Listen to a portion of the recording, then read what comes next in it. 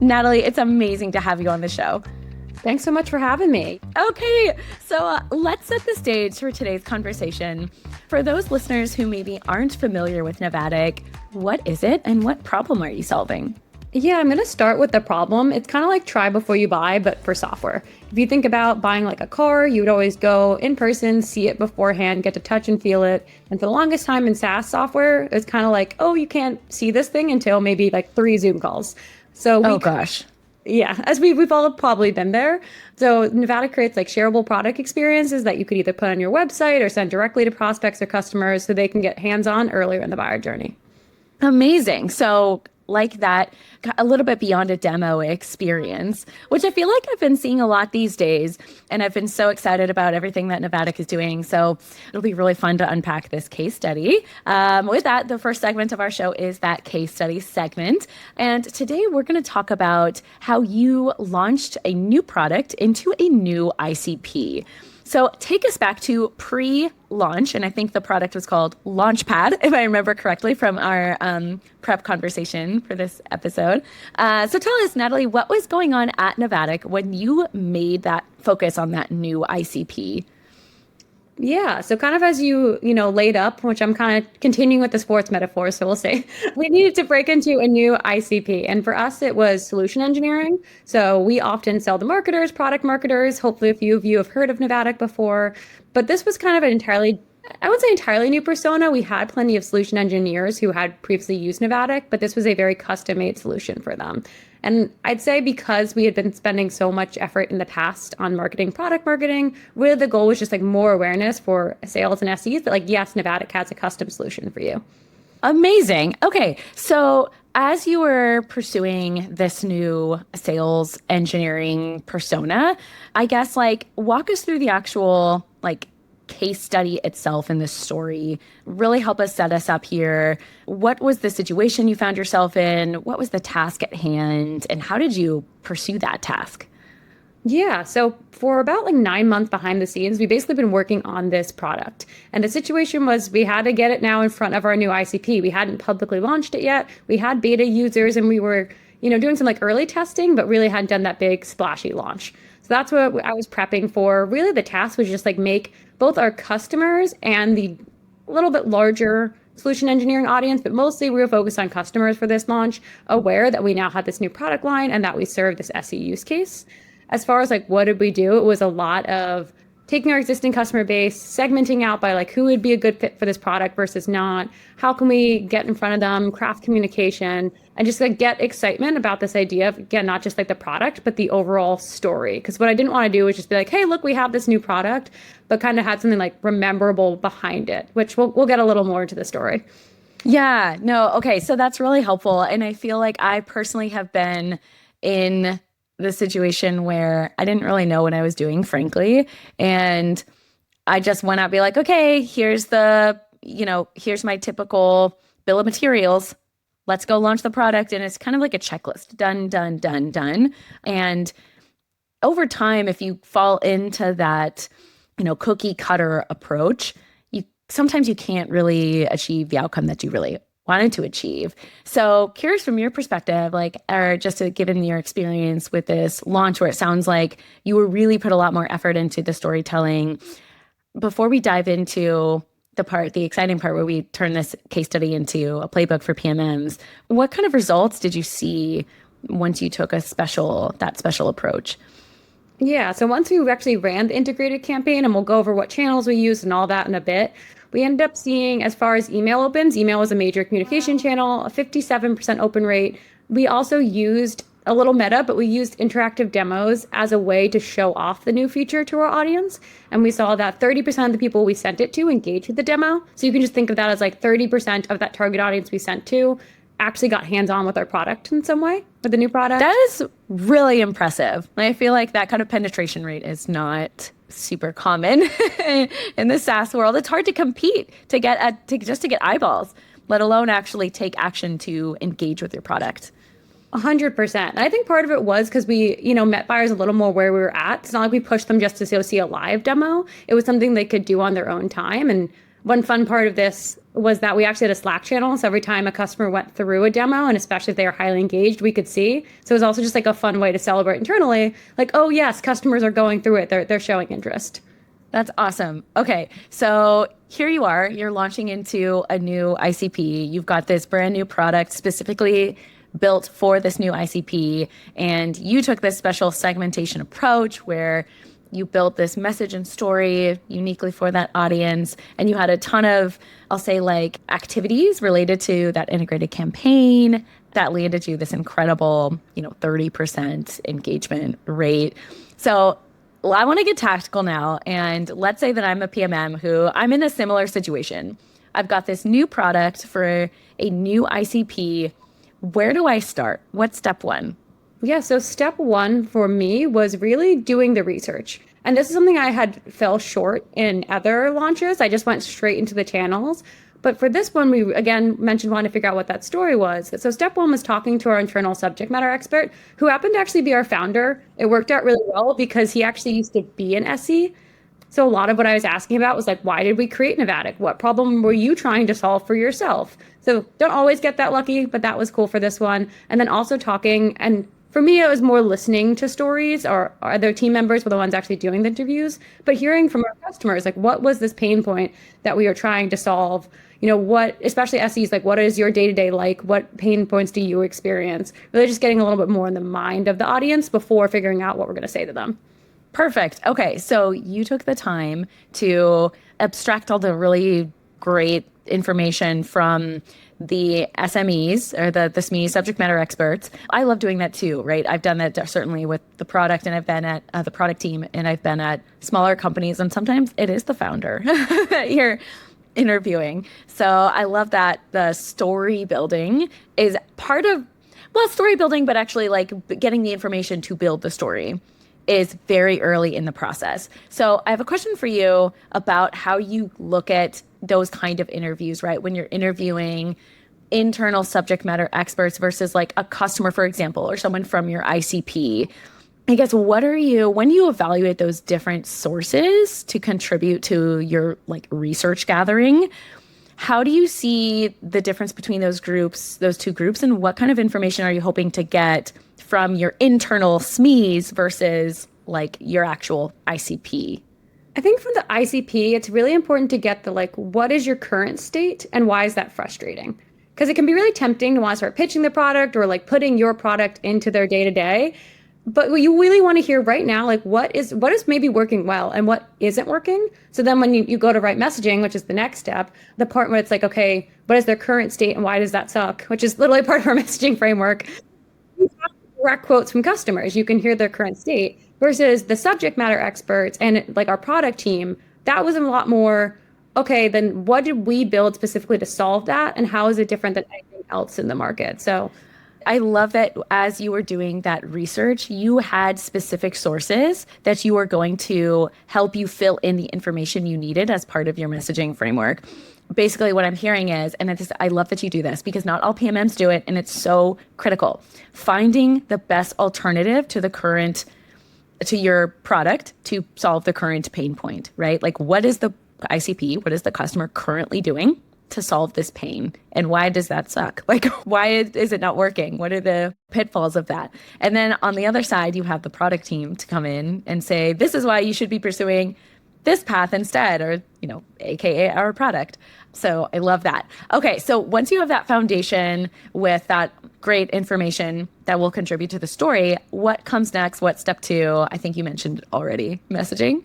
yes, messaging framework. And hopefully if you recorded those customer interviews and SME conversations, you can upload all that into a system. I mean, I use a tool called GetWise, and as well as do a lot of editing, but that means you don't have to start from scratch with the messaging too.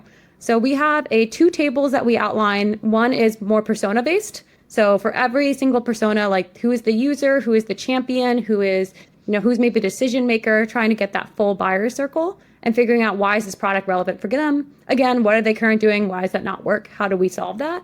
And then also more like use case specific messaging of, okay, this buyer identifies this pain point. How do we solve it? and really using direct quotes or insights from those conversations, plug and playing it into these tables, and then going in, tweaking, getting feedback from again, from the internal subject matter experts, sales, CS, to make sure it's like, this is the messaging we all agree on or aligned on. Yes. Okay. So, by the way, I love GetWise. Huge shout out. I feel like I can't tell enough people about that product and that tool. It's so helpful. So, TLDR, if you haven't heard of GetWise, it's basically a way that you can get immediate feedback on your messaging or streamline research to contribute to your messaging from real ICPs. Everyone's got to go check it out. I was not paid for that, by the way, although they were a sponsor of mine earlier on in this product marketing podcast journey. But anyway, back to the show. So after you build out that messaging, and I love that you're doing it by the inclusive of the entire buyer team. That's another thing that I don't see a lot of PMMs doing, which is surprising because all of those individual members, right? You mentioned the champion, the influencer, the decision maker, they all take part in shaping whether or not your product actually makes it in the market. So after you do that and you have this brilliant, beautiful messaging doc, how do you make sure, like, how do you socialize it with the rest of your org and make sure that it actually gets used by like marketing stakeholders, salespeople, etc.? So important because it's so easy to just create this doc and it lives and dies somewhere in a Google Drive. I also have to give one more shout out for the messaging framework. I did work with Eric Holland and Mojo PMM, if anyone's seen that. Oh, we love Eric Holland. I know, two like great shout outs here. And again, it was not either, but want to give credit where credit is due because I am as you mentioned earlier in my product marketing career, I did not come without this myself. But step 3 was really creating an enablement doc that everyone from the team can access and see all this messaging because we all agreed, we all aligned. And the enablement doc included everything from what is the story we're trying to tell. And that was actually the first thing you see to make it clear that like this launch is not just about the features, it is about this story. And for us, we went back to our founder origin story and really told their story of why did they first create Navattic as SEs. It doesn't always work out that way that you can do a founder origin story, but if you've done the research by interviewing your subject matter experts and customers, a story should appear. That's a larger narrative. So then we had the story, who is this product for? We actually included who is it not for to make it clear this is a more targeted product. All the messaging, example resources, quotes from customers, which again, we could pull from the earlier interviews we did. And then of course, for us, we had like product content, which is interactive demos. So you could actually see the feature and then turn this entire messaging doc into a GPT that people could just chat with instead of having to read it all if they didn't want to read. I love that. I think that is so creative. I think that that is a very new emerging trend and approach in product marketing. So I have so many questions about this. That custom GPT is so clever. So tell me a little bit more about that. How do you decide when a custom GPT is worth building for a new launch? Or like, is it something that you think now is standard and all PMM should be doing? Just talk a little bit more about that. For us, it's going to become standard for every tier 1 launch. And so that's anything that's getting like external beyond our customer promotion, like prospect and audience promotion is tier 1 launch. And part of that's because honestly, like after doing it, it was just so much easier than telling everyone to read a giant doc. It's also pretty simple. Once you create one, all you have to do is clone it and then create that enablement doc and insert it into the next one. So I probably am going to do it, yeah, like I said, every launch. This was the first time I tried it. And I think after seeing both employees' reactions and also we like looped in some external help for promotion, they were like, oh, this is so much better than just having to read the long doc. Yes. Okay. So what was that feedback? The reaction from everybody in the company? Yeah, mostly just heard about how helpful it is that they would want to use it again. But I think the biggest thing wasn't actually the feedback I heard, but saw. I saw that the emails we were writing, the messaging, was just much more on brand than if I didn't give them that resource. Because even if you give them a big enablement doc, that's still a lot to parse through versus if you're chatting, it's just going to pull from that messaging off the bat. So that was really the biggest unlock for me. It's like, oh, I'm not going to have to spend as much time editing emails down the line for other team members because they have a good source to pull from messaging to begin with. Wait a minute. So I'm just playing this out here and you tell me if I'm wrong about this. But say I'm a salesperson who is using your custom GPT for this new product launch. And I want to put together some, an email series for some accounts, a handful of accounts that I want to, blast out to let them know that we got this new product. Can I use your custom GPT to write the email templates? Sort of. I'm going to give a caveat. You could use it to help get some messaging for what you should put in your emails. This GPT was more around internal enablement. I actually wouldn't recommend someone tries to write an entire email cadence with it, because what I found with GPTs is if you give it too many tasks, it starts getting worse. I create a specific GPT for different tasks. Like if you're writing an email cadence for, let's say, an SE leader versus an SE manager, maybe you'd ask it, what value points should I bring up in this email cadence? That's what it'd be really good for. Actually, writing out the emails, I didn't set up the GPT to do that because I knew if I gave it too many things to do, everything it would just start getting a little worse at. I would recommend almost creating a different GPT just for email writing. Okay, that's really helpful. I love that. All right. So maybe we'll start to see, rather than big, heavy, complex, multi-page, product guides, internal product guides, obnoxious 100-slide decks, maybe we'll just see, hey, here's a few custom GPTs. Like, here's the enablement one, here's the go-to-market one, like, etc. I love that. How interesting. Okay, so you've got the messaging down, you've got the enablement down. What's next? So after that, then I think we can finally start getting into like segmentation, channels, just getting a little more tactical, because this was all the prep work. Now that we have all this messaging, it's a lot easier to spin up everything else. So next step was definitely creating those different segments of who did we want to target and what messaging did we want to go after with them. And I worked really closely with our head of CS for this one, because we were mostly targeting existing customers. Also worked with our sales team who had been working some of these deals. Again, our founder, who's kind of our internal subject matter expert.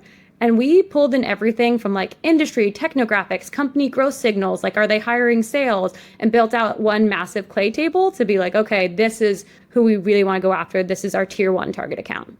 Okay, awesome. You've mentioned a few signals, I'll say, already that you used. So talk to me a little, and you mentioned that you worked with your customer success team as well.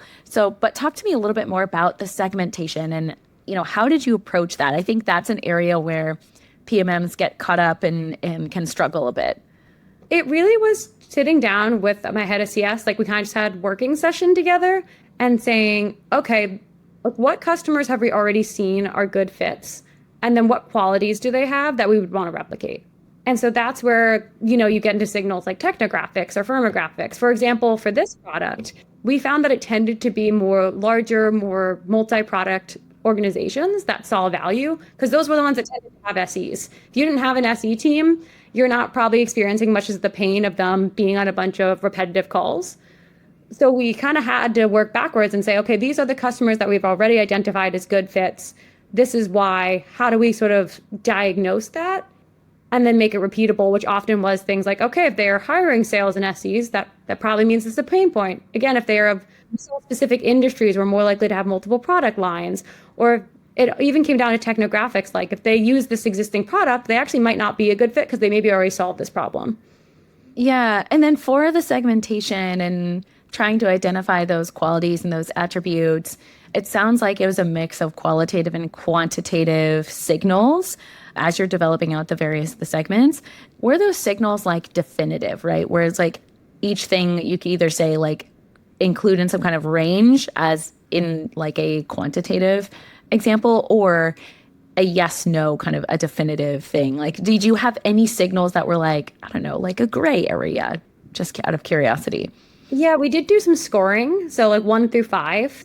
So if they had, let's say they were, I think what we did is every single one of those signals I mentioned was either a yes, no, but then it got a score out of 5 depending on how many of those signals it had. So like a 5 out of 5, you hit it across the board. You were the right industry. You didn't use you hadn't solved this with other technology. You were in the right company size and you clearly were growing. and then add that all up. And then a 4 out of 5 would be like you hit 4 of those, obviously, and keep going down. There was a little bit of qualitative too. Like we did have some accounts where sales knew were good fits. So maybe they were working and got moved up to tier A.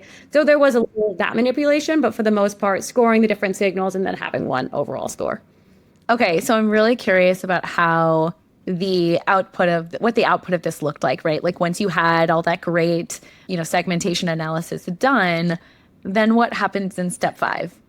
So definitely a monster Google sheet was the outcome of this. I did do that first level of scoring in Clay.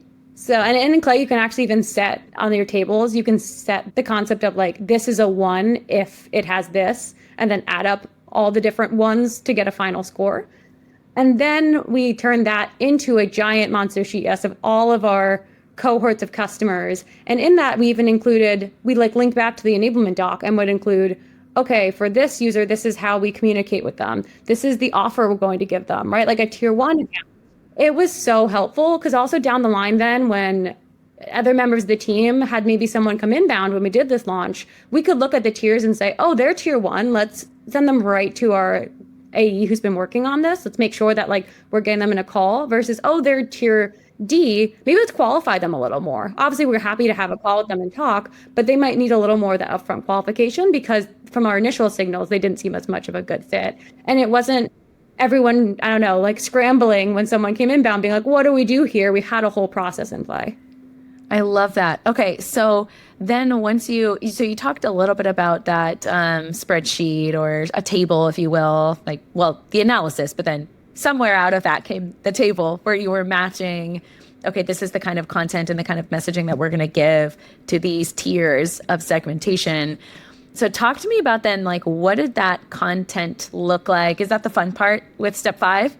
Yes, exactly. That's the fun part. We figured out the messaging. We figured out who we're going to send it to. Then we figured out what different offers do we want to send each of those tiers. And that was the product content. Again, not surprising for us. We used a lot of interactive demos, but we actually created 2 different versions depending on the fit and depending on the tier. So tier A and B would get a more personalized one-to-one demo, which this is going to be so meta, but that's kind of what the new product was, creating more personalized one-to-one demos. It's sometimes explaining Navattic, while using Navattic, it gets a little complex, but essentially we use Launchpad to create those very one-to-one custom demos for those top tiers. And then for everyone else, we sent a more high-level overview that was made with our existing Navattic product because again, they probably didn't resonate with the pain points as much. We didn't want to get into like the details and the weeds of the product, like that one-to-one demo. We more just wanted to say, overarching, this is what it is. And if you are interested in learning more, then we could follow up with the more detailed demo. Yeah, well, it sounds like based on the way that you did your segmentation, maybe that more personalized approach there, I'm guessing, was maybe more of a readiness for the product too. It sounded like you mentioned like the number of pain points that they were experiencing and that personalized step, man, it's the cherry on top. It goes a long way. Okay, so what happens next then after you delivered this beautiful set of, product specific content? What does that launch actually then look like? Yes, so launch, it honestly was like a series of, again, I think this was in a Notion doc and not in a Google sheet, but just of a bunch of different dates and channels. Like this was the actual go time tactical part of it. To start, it started with a LinkedIn campaign. So we actually wanted to like tease a little bit of the product launch coming before we sent any emails. Ooh, you did the tease. Oh, I love that. Okay. I love the tease. I do the tease in almost every campaign because especially since the goal was telling the story, we just wanted to get the story out there. So when a customer does get an email that says, Navattic just launched Launchpad, I promise we had better messaging than that. But they're familiar with that term. They're like, oh, I maybe saw something on LinkedIn mentioning Launchpad. Again, can't say every single one of our customers also follows our LinkedIn or some of our, we also work with some of our advisors on it. But hopefully just warming up a little bit. And we did actually see some customers come inbound just from the LinkedIn portion, which was awesome. Like an early signal, okay, this is interesting. Then was the mass email communication, which was As I mentioned, the different tiers. So tier A and B would get more personalized email communication. Tier A actually got communication directly from our CEO, very personalized messaging. Tier B got more, still personalized, but not same that level. And then tiers C through E would just got a email and as part of like a customer newsletter.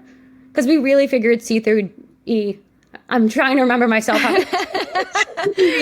So many tiers. So many tiers. Honestly, I think we may have overcomplicated it a little bit if that was any advice I'd have to other PMMs, but I would rather have overcomplicated it for the first time around than under. But yes, C through E got just in a customer newsletter that we send out once a month, and the whole newsletter was around this new product launch. So really, it was just go time sending all of these emails. We also had some in-app communication. We ended up doing a webinar, but really the main focus was like LinkedIn and email for this. Yeah. Okay. So you built momentum with the tease, and then you had the build up, and then you had the launch, and you had the personalized touch, and then you continued to have, webinars and features. So just, do you still have continued, I guess, like rolling thunder plans for that particular product following the launch, or did you? Right now, we're definitely trying to think of it more of like, okay, now long term, how can we get in front of this audience? So not just focused on launching this product anymore, but we've done things like attend conferences for this audience, where we've done partnerships with other players in the space, hosting webinars and co-content. So definitely thinking long term, how can we get in front of them more? But it doesn't have to just be like around the specific product launch now.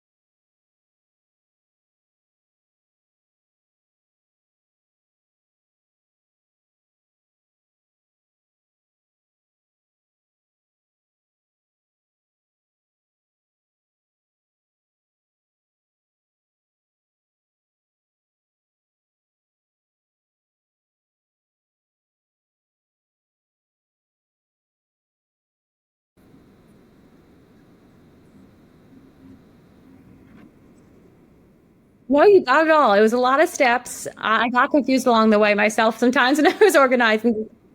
But now that we've done this, I will never go back to not having these steps because even though it seemed like a lot of work up front, it made the step 5 and 6, like actually creating the content and sending it out, so much faster because we were all aligned from the beginning.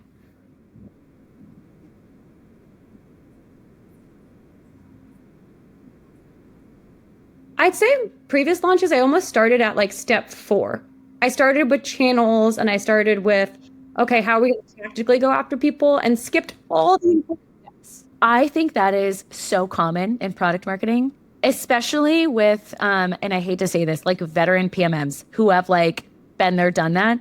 And especially with PMMs who've been in one market for a long time. And I say that because they think they know the space really well. And they start to lean more into like pre-existing knowledge, and they're just like making calls on their gut versus taking time to interview the SMEs, to talk to customers, to do the messaging by persona. So I think that's, yeah, totally accurate. Anything else to add to kind of like, I guess, the differences between your two approaches? The level of segmentation was something I just hadn't done before. Again, maybe overdid it this time, but I do think it was such a good framework for us when we have a product that, especially not as universally applicable to all of our customers, how we can segment it out. Yeah, I don't know. I think doing that level of analysis for a new ICP totally merits, that deep analysis, because it's new. It's a new target audience for you. So it makes perfect sense to me. Okay, last question that I have for you on this topic, Natalie. What is one piece of advice that you would have for a PMM who is pursuing a new ICP with a new product? Kind of going back to doing those first steps, really, if you have customers that you can talk to and internal subject matter experts. And one thing I didn't mention is we had been working on this product about 9 months before we actually launched it. That means that I had already some customers using it. I had some people to talk to about their experience. I had some of those who we assumed were going to be good ICP fits, and we almost did some testing before the launch. And as much as possible, I'm such a fan. I know there's always the conversation of like the release date does not have to be the launch, but when you can get some beta feedback, when you can get that information before, then you have the messaging and the customers you can interview. That's really the phase one of this launch. Yeah, you cannot skip those steps. They're so I have found that those early steps that you mentioned lead to better messaging, better storytelling, more strategic steps or plan for your launch. So I love it. Thank you, Natalie, for walking us through the case study segment of our show. Okay, now it's time to switch gears a little bit and move on to the second segment of our show, which is the messaging critique. This is where we, as product marketing experts, get to analyze real world messaging. And the fun part is, Natalie, as my guest, you get to choose the company that we are going to look at today. Before we get started, some quick ground rules.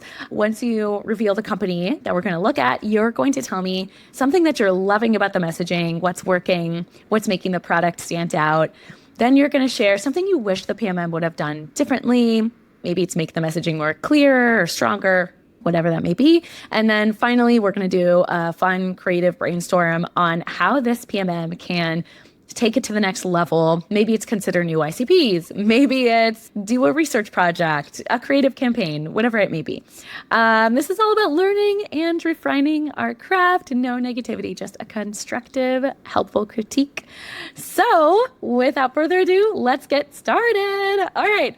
What is the company that we're going to look at today? Okay, the company we're going to look at is called Loop and Tie.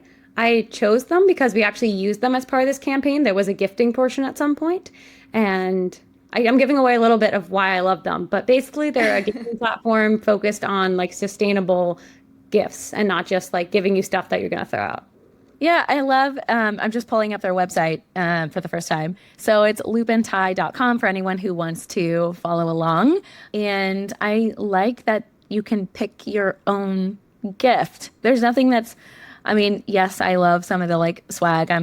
I totally fall for it all the time. But like, I don't need another pair of branded socks. Like, so, okay, tell me a little bit more about like, what does Loop and Tie do? You mentioned gifting. Who's their target audience? That kind of stuff. Their target audience is both, from my understanding, HR managers, because you can do employee gifting or just anyone responsible for employee gifting, but also marketers, maybe field or event marketers who are sending gifts to customers. And what they do, exactly what you described, they just let you send custom curations of, again, really quality gifts too. That's another point. Like everything they put, I'm like, I want that. I want that. Yeah. And generally like ethically sourced, they try to, really pay attention to who they're serving up. And then the recipient gets to choose what the gift they want, or they can donate the money if they don't want anything. Awesome. Okay, so now walk us through their messaging, at least based on what you can tell from looking at their website. So it seems like a lot of their messaging, and again, what I really like is they do stress the kind of like sustainability aspect, the fact that they are working with small businesses, the fact that it's kind of a better experience for everyone because you get to choose what you want. As the gift person giving a gift, I don't have to worry about selecting the one perfect thing. And then also there is less waste in the environment, which like one thing that's so cool is this messaging on their website that says better for everyone. They call out like how many trees they planted, small businesses supported, carbon sequestered, just like, so clear up front that they are actually mission driven. I think a lot of tech companies pretend to be mission driven. Oh my gosh, yes. That's such a good example of one that really is. I know. Okay, so when I'm on their website, the very top above the fold, as you will, like headline says gifting done differently. Deliver intentional choice-based gift experiences in just 3 steps. And then when I scroll down, that's what I see, the like better for gift receivers. And as I keep scrolling, I love the animation that they did. I mean, not product marketing, but call out to their just the marketing creative team, who I think did a really great job with better for, as you scroll, it goes gift receivers. And then as you keep scrolling, it'll say better for gift givers, and they'll say better for everyone. I thought that was a really fun, creative thing. So, okay, I'm getting into what I think. What do you think? What's, working well, and what do you think the PMM could have done differently? Exactly what you call that, I think works well. And one thing that I almost think works well, but could also be improved upon, is they actually let you get right into the collections, which I think is awesome, right? Like if you're a gifting company, I want to see the gifts that I can give. And they have it both in the nav bar. And then if you go beyond that section you were describing, where it says gifts for everyone on your list, you can actually click in and start seeing some of the sample collections they've curated. I think the one thing that was a bit for me is I use the product. So when I clicked in, I instantly recognized I was in the product. It almost let me like replicate how I used it. But I can imagine as a first time like visitor to the website, you might be a little confused what's happening. They're basically like just sending you right into their product with not a lot of guidance. And maybe my bias as someone who like thinks a lot about product experiences with interactive demos, but I think the miss was they don't really explain exactly what's going on or what these different collections are. Yeah, absolutely. What I think, and just a little bit of like background. I am a gift giver. Like I love gifting to people. Not that it's one of my love languages, I would say, but I truly get joy out of giving someone a meaningful gift. And I see they have a little bit of like here from great givers like you. I would love to see more bubbled up examples of the like great gift givers because I have to scroll too far to see it. So I think that may be an effective way to kind of help, bubble up some of that, if that makes sense. What do you think about that? I love that. I'd almost love if they tied the gift givers to the collection they sent. Like rather than now Yeah. sending you right into the collections of almost like they have, Carrie here. If they were like, and Carrie sent this and her recipient collected this, like showing Yeah. the thoughtfulness of that exchange, I think could be really cool. I completely agree. I think it would go along nicely too with like their mission of who they are. It kind of brings a little bit more genuine authenticity to the entire experience. So I totally agree. Okay, and if you were to give that PMM at Loop and Tie some, creative ideas, thoughts, brainstorm, let me hear it. What would it be? Okay, I had some ideas, but what we were just riffing on, I want to go further. I feel like you could do Yeah. a whole campaign spotlighting, like these are the best gift givers. Like almost find the people who are the most active gift givers or just like have a really good eye. Like I almost see it as like a fashion collection and maybe Yeah. even have they have custom collections, like someone who's really known for putting out cool things. That's really cool. I really like that idea, especially because they list a couple of clearly this is for like corporate gift giving, right? For the most part, right? They list these big, brands that clearly use their product. Navattic clearly uses the product. It would be really cool to kind of showcase like, hey, here's what they did at Google. Here's what Google, and they probably have that, but it's just, I think it's leveraged in the similar approach in the similar vein that all customer stories are used. And I personally like to see bubbling up customer stories just in general in as many creative ways as possible. I think that's really fun. Anything else on the list you wanted to call out? No, I think that's a really fun idea. I hope they do it if Loop and Ty want to talk about it. But seriously, I'm going to give it just one final shout out. Such a good platform. And when we send these gifts, we get compliments of like, oh, this was really nice gift. Like, thank you. Like, I'm actually going to use this. I love it. Well, shout out to Loop and Tie and your PMMs. You've got some fans, and we have some ideas for you. Let us know what you think. Okay. So Natalie, there's one thing that I always like to make space for on this podcast, and that is a moment of gratitude. I think you have always been so generous with your time and your expertise, both, sharing across LinkedIn, which is how I found you and got connected with you. And then taking time to prepare for this episode and be here to share your experiences and give guidance to the rest of the PMM community. So thank you so much for being here. I really appreciate it. Thank you so much for having me. Yes. And before we wrap up, I wanted to maybe hand the mic over to you and let you give some shout outs to any PMMs who have helped get you to this point in your career and shaped your path so far. I'm going to give one more shout out to Eric because he also was just kind of like a great emotional mentor as I was going through my first product launch. Often check in on me. How are you doing as I was working through in this product? And just that framework entirely changed how I thought about product launches. I'm also very lucky at Navattic. I mentioned we have advisors. They are also my advisors. I work with them. Wow. Get to work very closely with Jason Oakley and Yi Lin. If anyone knows them, they're also on LinkedIn, and I feel very grateful for both their experience. So recommend to follow. And they were also both really helpful as I was figuring out really coming into this product marketing. You are so lucky that you have such tremendous resources and mentors. Not everybody in product marketing gets that. It's like a very, very, very small percentage. Well, that's amazing. And I promise this is my last question for you. Where can we get connected more with your expertise? Is it just best to find you on LinkedIn? I always joke, not surprisingly, I'm on LinkedIn a little more than I should be. If you want to ever chat, I'm more than happy to. Yeah, I always love. Or if you have any ideas of how I could have made this launch even better, would love to hear that as well. I love it. Thank you, Natalie. And thank you, PMM listeners, for coming on this adventure with us today. I hope this episode leaves you with inspiration to take on the next steps of your own journey.